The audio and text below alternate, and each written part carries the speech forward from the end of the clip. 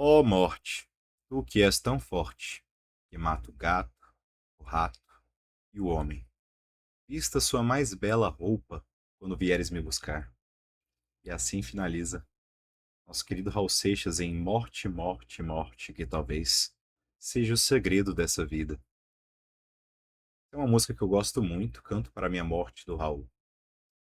É, E o tema do vídeo é sobre essa questão, reflexão a respeito de como a morte vem mudando nos últimos anos. Como as pessoas banalizaram a morte e que como isso tem culpa tanto individual quanto no coletivo. E isso me inclui, né? Principalmente por questão de ser um profissional de saúde, o âmbito hospitalar dessensibiliza a gente para muitas situações que muitas vezes é, abalariam uma pessoa no seu dia a dia normal. Não encare isso como um desabafo, é mais uma reflexão. E, basicamente, nos últimos 2 anos, no qual eu tive tantas experiências com morte, algo dentro de mim, algumas coisas me trazem relances que podem ser um bom tema de reflexão. Eu lembro a primeira vez quando eu fui no IML. O IML, para quem não sabe, é o Instituto Médico Legal, onde fazem as autópsias, né, das mortes suspeitas. Então, o que acontece? A gente estava lá, nós estudantes, entramos no IML ao som de YMCA, justamente.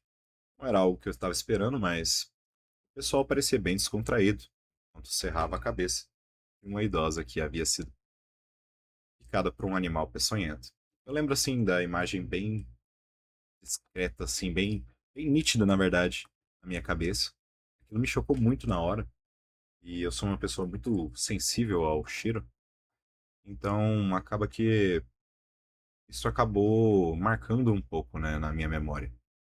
E o que marcou também foi que ao decorrer daquele rodízio no IML, toda aquela situação parecia cada vez mais banal, ao ponto de que no último dia do rodízio eu não me importava nem um pouco, nem com a trilha sonora, nem com o ambiente no qual eu estava inserido, e nem nas atividades que estavam ali. Mesmo que não seja nada de errado, o pessoal estava trabalhando, não tinha nada de errado acontecendo, mas para uma pessoa assim que não experienciou esse tipo de coisa, isso pode chocar um pouco.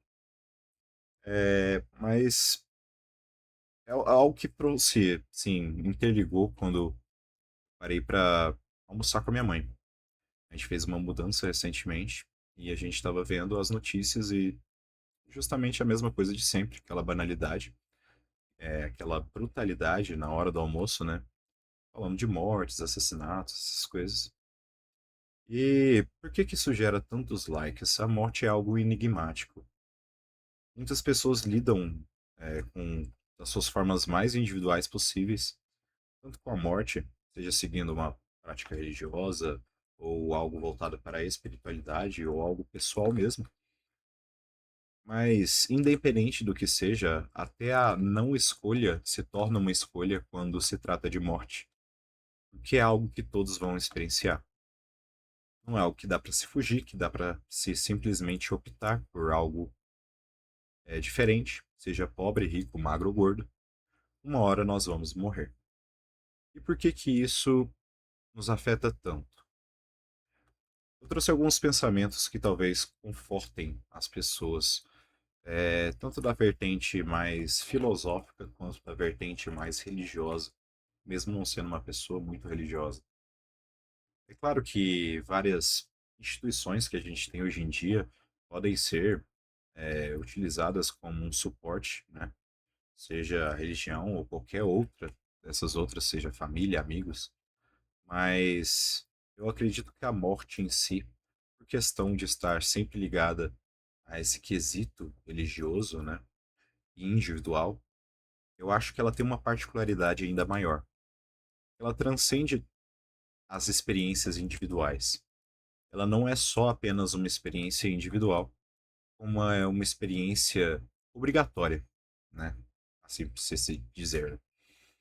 E o que mais me impressiona na morte é que o medo constante da morte, o irracional, às vezes bate em nós, mas depois de uma série de conversas comigo mesmo, acho que eu consegui entender por mim mesmo que talvez a morte seja um pouco mais simples. Algumas pessoas vêm com aquele argumento, como que era a sua vida antes de você nascer, né?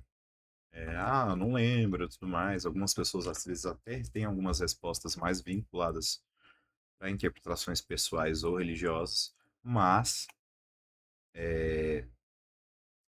quando a pessoa faz essa indagação, ela tenta te entregar aquela falácia a respeito de que antes de você nascer você já estava morto. E eu não me recordo de sofrer antes de nascer. Portanto, após eu morrer, duvido que me recordarei de ter sofrido. Perspectiva futura, assim, né? Olhando para o passado como se fosse o nosso futuro em relação a hoje. É interessante porque isso traz um pouco de conforto até para aqueles que não seguem uma vertente de espiritualidade. Pensar que depois de toda essa experiência, né, única da vida, a gente retornaria ao status de não existência igual ao pré-nascimento, né? E que aquilo se traduziria numa forma de morte. Mas não necessariamente é factível essa ideia.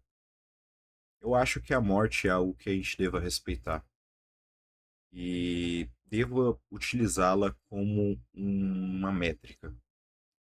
Justamente, claro, pessoas têm expectativas de vida, tem vários fatores que influenciam isso, né?